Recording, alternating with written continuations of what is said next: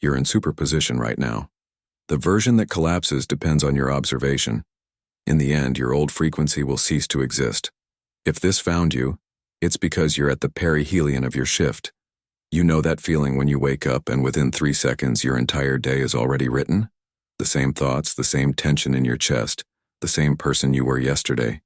You've tried affirmations, visualizations, new morning routines, but nothing sticks. Here's why. You're trying to change the picture by adjusting the lens when the real problem is the light sensor. Your body is broadcasting the same frequency, and your mind is just narrating the signal.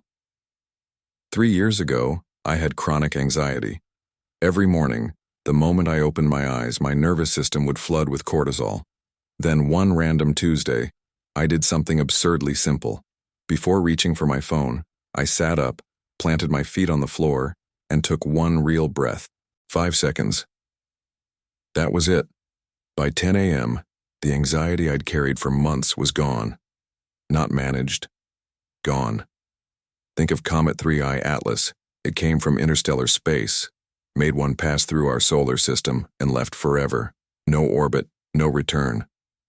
That's your window every morning. A single flyby where you can break the observer loop or lock back into the same gravitational pull.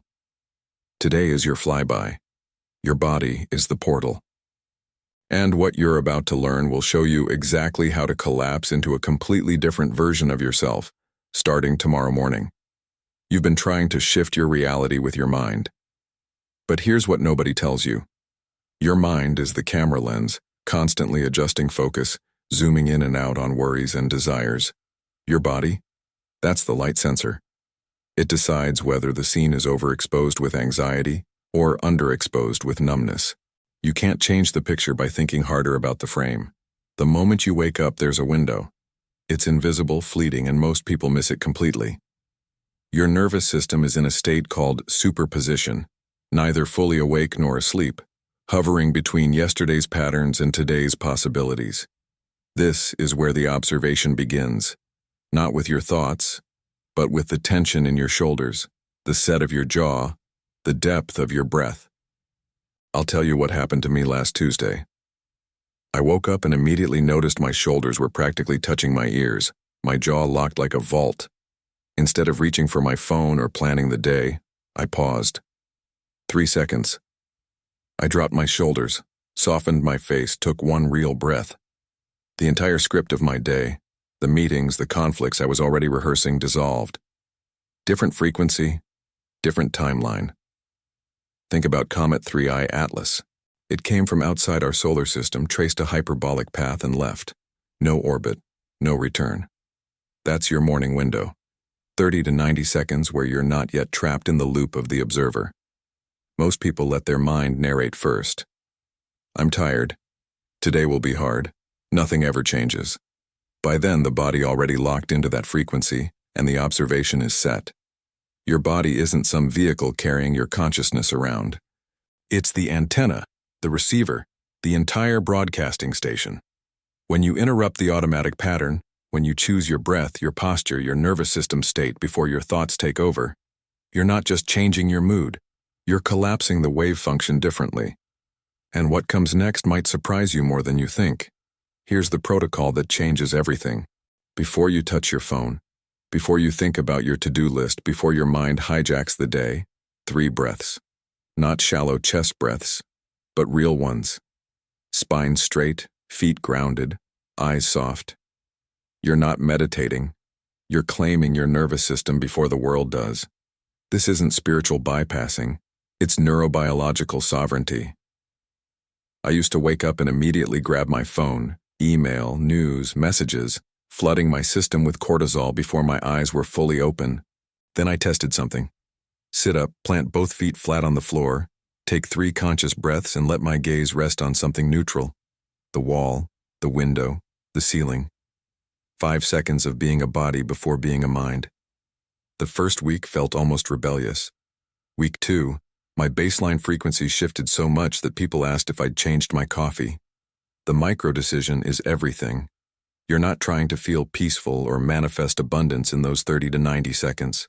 You're doing something more radical. You're interrupting the automatic observation. Your body is still in superposition.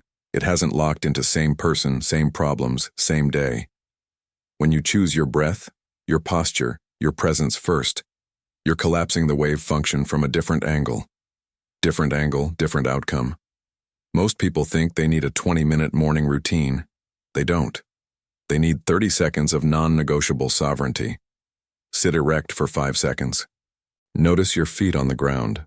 Let your gaze soften on the horizon or the wall in front of you. Feel the weight of your body. That's it. You're not adding something. You're removing the automatic script that usually writes itself before you're conscious enough to choose. Track it simply. Open your notes app and write. Woke up without mind first. YN. Then note how many seconds until your first distraction pulled you out of presence. Don't judge the number. Just observe it. This is your baseline. And in about 2 minutes, I'm going to show you why those first 2 weeks feel like biological warfare and why that's exactly what you want. Let's talk about what actually happens in your brain and body during those first weeks. It takes 3 to 4 weeks to consolidate this new pattern. The first 2 weeks? They'll feel like biological warfare. Your nervous system has been running the same loop for years, maybe decades. It doesn't want to change. It wants predictability, even if that predictability is stress, anxiety, and the same reality on repeat. When I started this protocol, days 4 through 12 were brutal.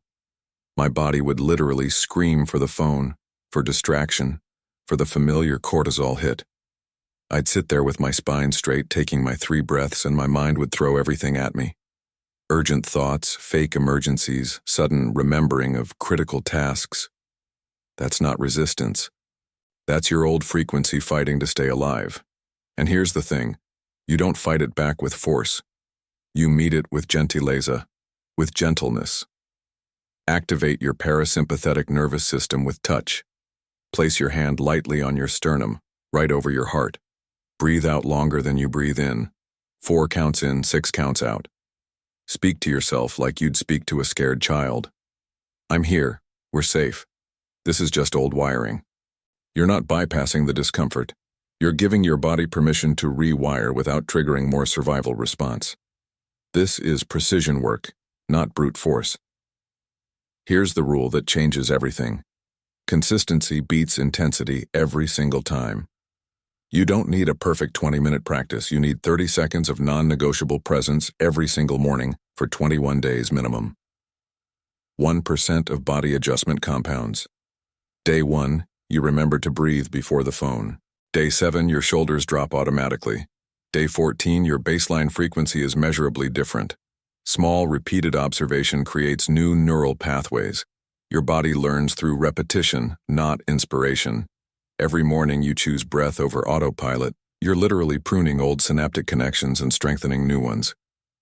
The first 2 weeks test your commitment. Weeks 3 and 4, that's where you start noticing the external world rearranging itself around your new internal frequency. And what I'm about to tell you next will explain why that's not magic. It's physics. Here's where most people sabotage themselves without knowing it. They shift their frequency, they do the protocol, they feel different, and then they immediately start controlling for results. They check. Did my situation change yet? Did the person text me back? Did the money show up? Did the opportunity appear? Every time you check like that, you're collapsing the wave function back into the old observation. You're telling the universe, and more importantly, your nervous system, this isn't working. I don't trust this. I'm still the same person in the same problem. Let me give you a metaphor that changed everything for me. You're sailing a boat. You don't control the wind. You can't force the ocean to move you in a specific direction at a specific speed. What you control is the sail, its angle, its tension, its responsiveness to what's actually happening. Most people spend their entire lives trying to control the wind, screaming at the sky, wondering why they're not moving. Then they collapse, exhausted, and blame the process. But the ones who actually move, they adjust the sail. They take responsibility for what they can influence, their posture, their breath, their frequency, their recovery time when turbulence hits. Think about 3i Atlas one more time, but deeper now. This comet came from another star system entirely, interstellar space, unimaginable distance, a trajectory that defied all our local gravitational rules. It didn't orbit our sun, it didn't get captured. It came in on a hyperbolic path, swung past, and left. Why? Because its velocity and angle were set long before it entered our solar system. By the time we observed it, its course was already determined by choices made light years away. That's you every morning. The choices you think you're making throughout your day were already set by the frequency you locked into in those first 30 to 90 seconds. 3i Atlas couldn't suddenly decide to orbit. Its trajectory was hyperbolic. And your day? It follows the frequency you chose or didn't choose the moment you woke up. Here's the paradox that breaks most people. Letting go of outcome control doesn't mean you're passive. It means you're finally focusing on the only thing you actually control, your frequency. You are responsible for your posture when stress hits. You are responsible for your breath when someone triggers you. You are responsible for how fast you return to baseline after disruption. You are not responsible for when, how, or through what channel the shift appears externally. That's not your job. Your job is the sail, not the wind. I'll tell you what this looked like for me. I wanted a specific outcome at work, a promotion, a project, recognition. I did the protocol every morning.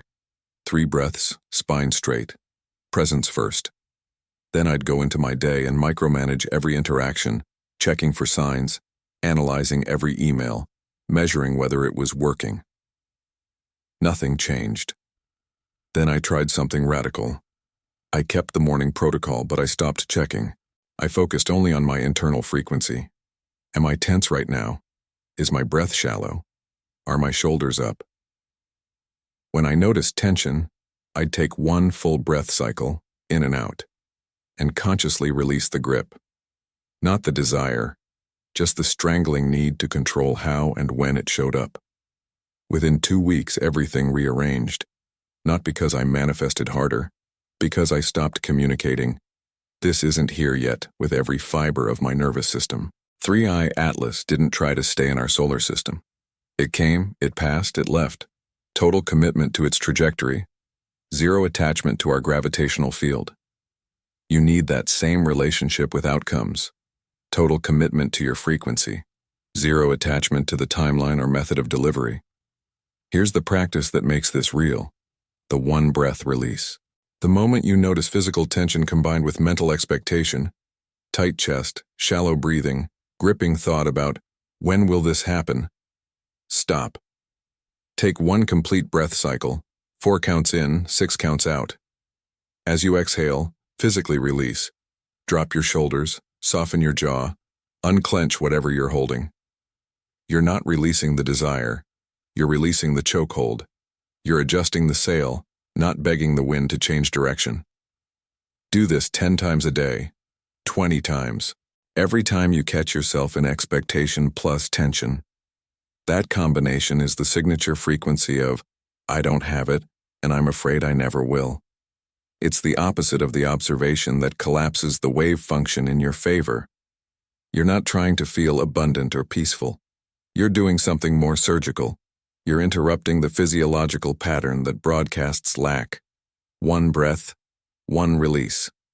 Over and over until it becomes automatic. The ones who actually shift realities aren't the ones who visualize the hardest or affirm the loudest. They're the ones who take responsibility for their frequency, moment by moment, breath by breath, and let the outcomes show up however they show up. They trust their trajectory like 3i Atlas trusted its hyperbolic path. It didn't question, didn't doubt, didn't check if it was doing it right. It just moved according to the velocity and angle it carried. And what I'm about to reveal next is how you'll know, with absolute certainty, that this is actually working and what you need to do every single day to maintain it. You want to know if this is actually working, right? Here are the real signals, the ones that don't lie. First, you get triggered by the exact same situation that used to derail you for hours, and now you're back to baseline in minutes. Same person, same comment, same unexpected bill. But your nervous system recovers faster. That's not positive thinking. That's structural change in how your body processes stress. Second signal. People start giving you unsolicited feedback. You seem different. You're calmer. What changed? They can't name it, but they feel your frequency shift before you even speak. The third signal is the strangest one, and it happened to me around week 5. I opened an old journal from 6 months earlier, and the person who wrote those entries felt like a stranger. Not because I judged him, but because the problems that consumed him, the fears, the resentments, the obsessive loops, read like someone else's life. That's not amnesia. That's evidence you've shifted observation points. You're collapsing the wave function from a completely different angle now, and the old frequency is so distant it barely resonates anymore. But here's what most people miss. The shift isn't a destination. It's a daily practice. You don't arrive and then coast. You maintain. Every single morning the check-in, 3 breaths, spine erect, presence before phone. Then throughout the day, track your somatic markers. Are your shoulders climbing toward your ears? Is your jaw locked? Is your breath shallow and high in your chest? These aren't minor details. They're the dashboard indicators of your frequency. When you notice them, you adjust in real time. 1 breath cycle, shoulders drop, jaw softens. That's maintenance. Here's the metric that matters most. Recovery time. How many minutes does it take you to return to coherent breath and relaxed posture after something triggers you? Write it down. Day 1 might be 45 minutes. Day 14 might be 8 minutes. Day 30 might be 90 seconds. You're not measuring whether you get triggered. You will, you're human. You're measuring how fast your nervous system knows how to come home to baseline. That's your real superpower. Not perfection, recovery speed. I'm giving you a 7-day challenge, and I want you to do it publicly. Every morning for 7 days. Don't let your mind speak first. 3 conscious breaths, posture, presence before phone, before planning, before the mental narrative takes over. Track it. Then comment below. Day 1, day 2, all the way to day 7. Tell me what you noticed in your body, in your day, in how people responded to you. This isn't theory.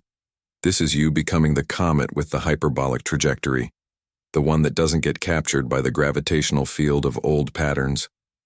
You ready?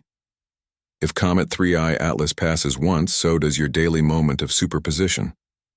Every morning you decide the orbit of your version with one simple gesture. Breathe, straighten your spine, and observe before your mind recites yesterday. Your body is the most honest lever because it doesn't lie about your frequency. It shows intention, posture, and breath what you're really broadcasting. Gentleness isn't weakness. It's the code that tells your nervous system it's safe to shift. When presence stabilizes, the world stops feeling like something to control and becomes wind to navigate. The signs arrive quietly, less impulse to react immediately, a comment you didn't expect, the feeling of reading your past like it belongs to someone else. Don't force the sky, adjust the sail. The observation you train in those first 90 seconds is the portal that closes the old loop and opens the new trajectory. So here's my question. What version of you collapses tomorrow morning? The one who grabs the phone first? Or the one who chooses breath, posture, presence? Are you ready to stop being captured by the same gravitational field? If you are, drop day 1 in the comments right now. Start the 7-day challenge with me. Then hit subscribe, turn on notifications, and share this with someone who wakes up on autopilot and desperately needs this 90-second window. Your new reality is 1 breath away, and if you want to know the first unmistakable sign that your new reality has already begun, that's next.